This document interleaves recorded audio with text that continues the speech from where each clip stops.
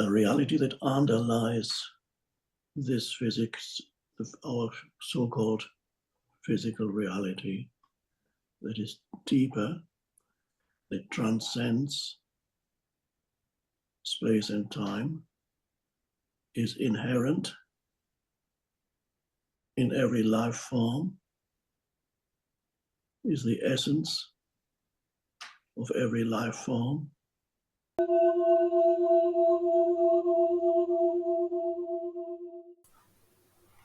You may wonder what Eckhart is talking about here as reality beyond the physical life form or the physical reality, which is transcends time and space.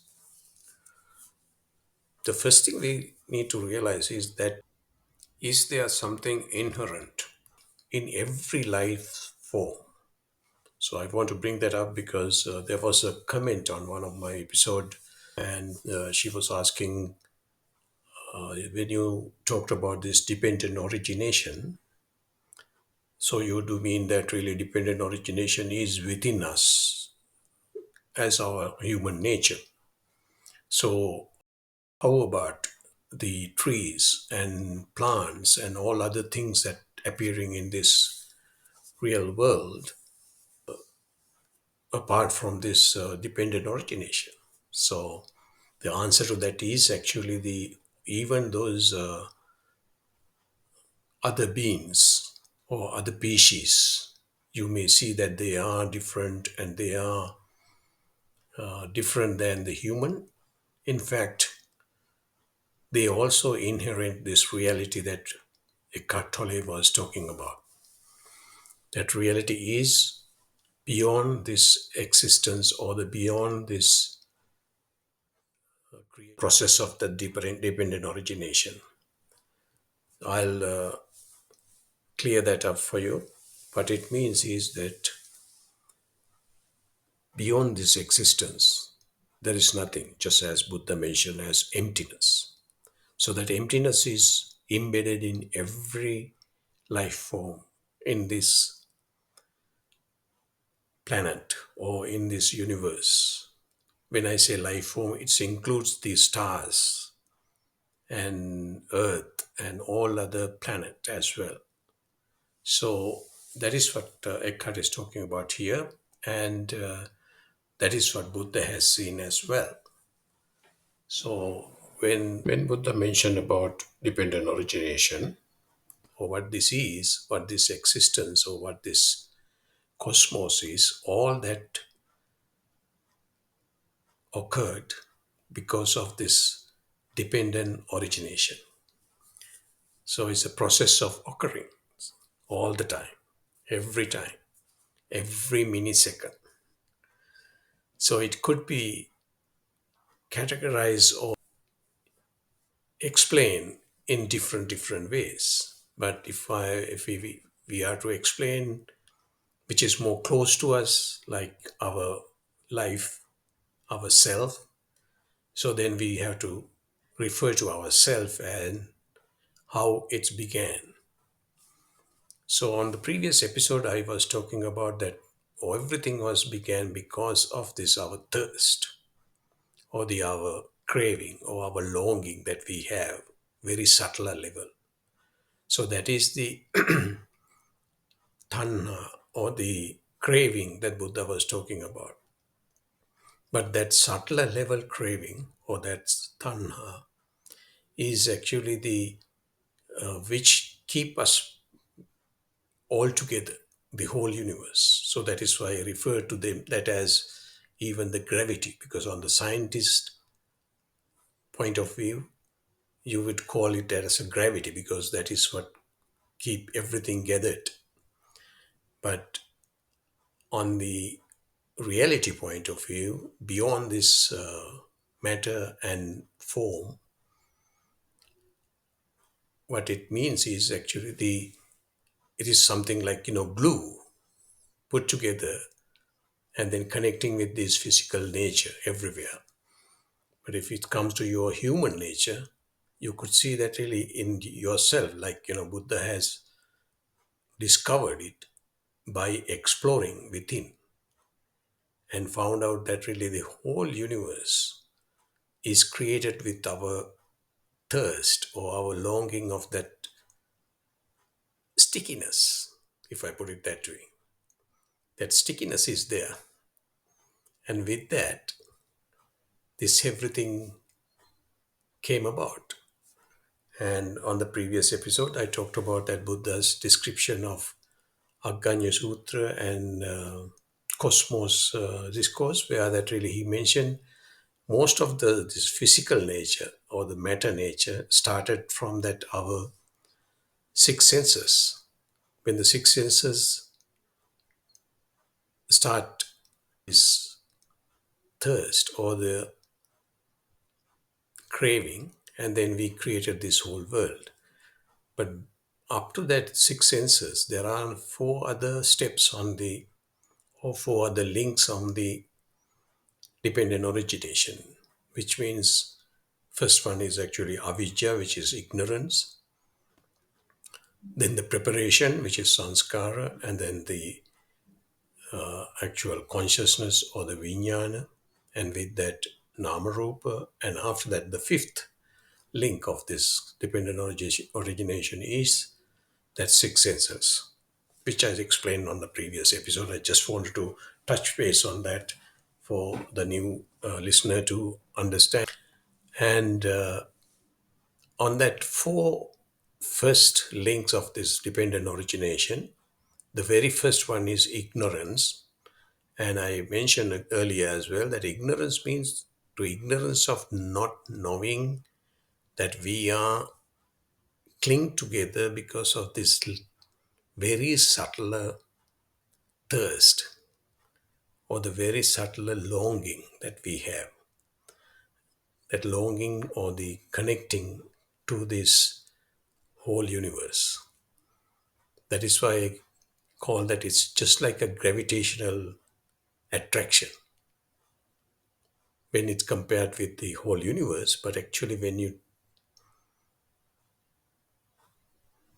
think about your this body or this your existence or yourself, that started with that same similar quality of craving. So that is the very crucial point that we need to understand. That is what Buddha mentioned, that of course, because of that particular clinging, we started this whole sansara. That means we start keep on going. We keep on going with that life after life, if you put it that way, at the very macro level. But if with micro level, it is just an incident happening every fraction of a second.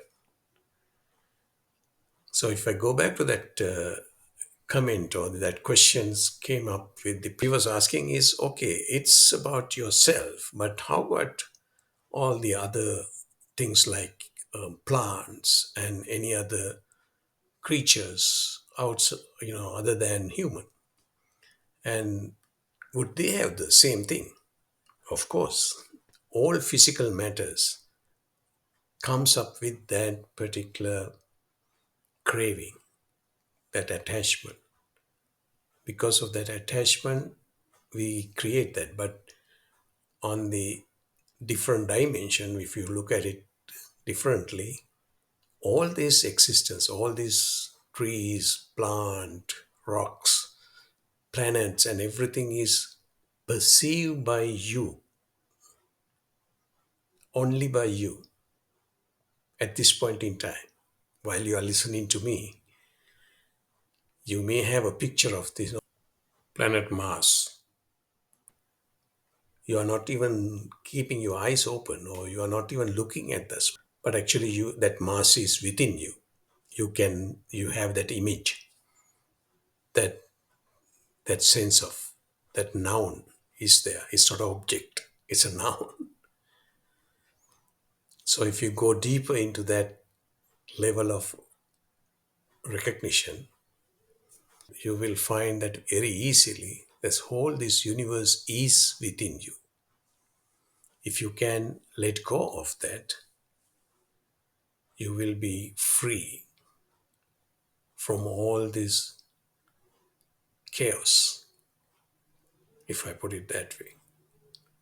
So that is what Buddha was talking about. That is what Eckhart is referring to as reality, beyond the physical reality.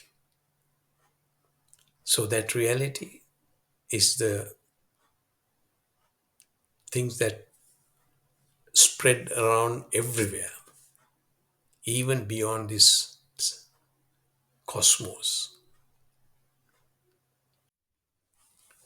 But that was covered or veiled by this occurrence of dependent origination. So when we talk about this dependent origination, do not try to individualize that for yourself. It is happening everywhere. Even in any rock, it is happening. But you may think that really, oh, that's nothing to do with me. In fact, we are, all this universe is in the one collective soup. What we do, it impact others, not just only other person, it impact our environment, in impact our whole universe, our planet, whole universe. So it is a matter of that refining your real nature and understanding that real nature and dwelling in that real nature, which is the present, according to Eckhart. That is how he tried to promote this message. But according to Buddha, it's a non-self, the place where you don't create that yourself, or place where that dependent origination is not occurring for you or for anybody. So how to stop that occurring is to identify that subtler longing or that thirst or that craving that you always bear all the time. Although you cannot pinpoint it, it is there. That is why you are holding this body, holding this mind, and holding this everything around you. Because of that, you are here. And then you feel that this is a existence. This is what it is. This is the reality. Just like when you are dreaming, in the dream, you think that really you are there. You can interact with the other people. There are houses and everything. But they are really real for your dream. But in fact, as soon as you wake up, the whole dream just vanishes. Similarly, if you can awaken from this dream nature which is occurring every fraction of a second because of this dependent origination, if you really recognize that and let that dependent origination to cease, I mean just decline or contract, and stop that happening, then you will go beyond this universe or this existence. And then you will go beyond that your fictional character, if I put it that way. Because all this fictional character was created or occurring because of that you are craving, because of this independent origination. happening, and you are connected with that your thirst, or that your subtler level hook, if I say so, that micro level clinging, or that subtler level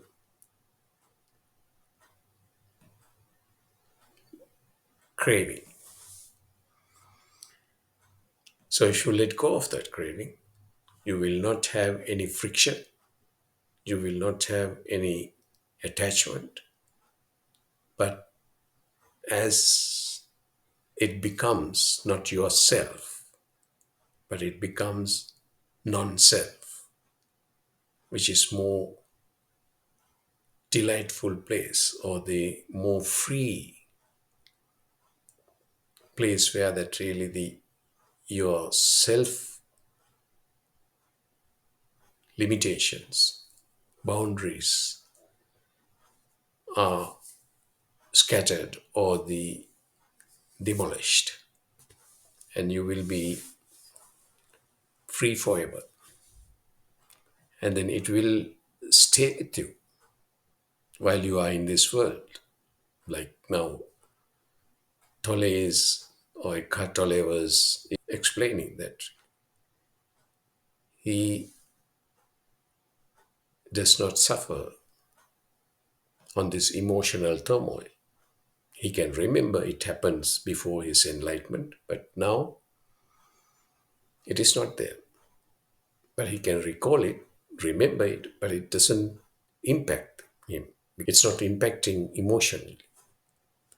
Why is that? Because he is not reacting to any of these occurrences, but he is responding it. Once you get that base of beyond our fictional character, or the beyond our self-image,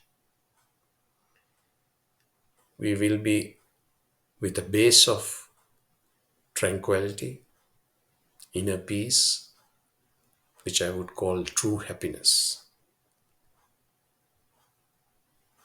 So with that, you will not connect it with this occurrence of independent origination. So you will be free. You may think this is an impossible task, but in fact, many people around the world, and for even last 2600 years, all along, people have been transcending into this real nature, or the real reality, as Eckhart was talking about. And with this modern information age, of course, it is very possible, because you can contemplate on this and get a lot of help from different people, and for yourself you can self realize this particular occurrence within you. And once you really get that experience, you will be liberated.